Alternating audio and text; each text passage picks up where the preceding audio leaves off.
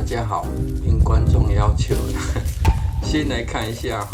毫无忌惮乐极生悲的例子竟然还给我排队尿尿也真是有够自然的农法了。不过呢，这也是为何前院此处一直还闲置着却故意留几颗地瓜叶因为一放风呢，就直接往田里冲，其中尿尿还比较省事不过后续呢，除了防虫、防鸟网之外呢，连防狗也得一起处理了。直接来看这黑芥蓝菜呢，执勤放养，可以让它长草长成这样肯定是位高手种的。本片呢，大概可以改成呢草生栽培与土壤变化的验证了。内部真的是超多物种的植物啦，除了地底呢地瓜叶的根又长出细嫩的新地瓜叶之外呢，另外少说呢也有5-6种不同的草而这些草呢也总不会让人失望的证明着自己的生命力。杂草呢，完全不用照顾就可以长得比作物还好很多。但没有拔除的好处是呢，由于这区块种植的地呢，就紧接着水池旁又有杂草掩护挡住了日照，所以呢，只在移植的时候呢，浇了2次水，后来就完全没有浇水了。但土壤呢，却能一直保持着湿润状态有够意外。就种植而言呢，1个月只需做1次拔草的动作呢，不可否认是真的很省事只是这草已经长得比菜还高等把杂草略微清除之后呢，再来细部验证草生栽培的奇妙之处。拉近镜头细部来看除了杂草种类很多之外呢，拔草的过程呢，看到的草虽然已经长很高了却可以很轻松拔除呢，这对于使用自然农法种植呢，在除草上所节省的时间与精力就很吸引人了。而可以有这样的效果呢，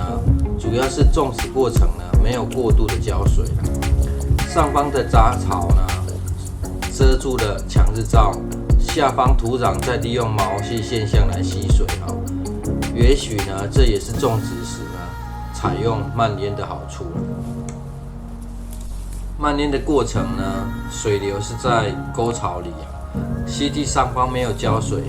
这对很黏的土壤呢，反而可以维持松软透气的主因。因为呢，过黏的土壤呢，一下子浇水，一下子又强日照土壤哪有不板结的道理？这验证了果树呢进行草生栽培时呢，使用割草机割草的好处了。不过呢，因为叶菜类生长的高度不如果树所以呢，两害相权取其轻为了让菜呢可以正常生长呢，只好先把草除掉暂时放弃偷懒，先任命浇水了。后续呢，再来思考如何执行慢淹的方式。再来细看到底本片呢有多少东西可谈。这黑芥蓝呢，虽然呢与杂草共生有人会觉得呢养分会被吃掉，但整个过程呢，自然农法呢执行得很彻底就只让地底的蚯蚓去施肥而已。因为蚯蚓本身呢很怕日照，又喜欢在阴凉处所以杂草算是贡献良多了。接着呢，就来看一下土壤的状况正常水田的土壤呢，应该早就很密合了。不过呢，土壤看起来可以这么松软个人也只能尽能力去解释原因其实本片有太多东西呢，可以细部去探讨。也希望观众朋友呢看完之后呢有所启发太多的自然现象呢，除非在个别进行实测啊，不然要在本片中呢逐一解释哈，实在是好混乱哈。就像呢，这比较前方的黑芥蓝呢，长得比较高大的原因呢，就是比较没有被左侧呢的玉米笋哈遮住日照的原因啊。跳一下段落好了，再说明下去啊，真的是没完没了。铺上这剪开的塑胶水管啊，是已经开始针对蔓延呢做准备了。水槽的高低设计啊，搭上走道的高低落差哈。虹吸现象呢，目前已经完成测试了，可自动进行蔓延到80%的面积了。不过考量河道哈，1星期有一半的时间是低水位啊，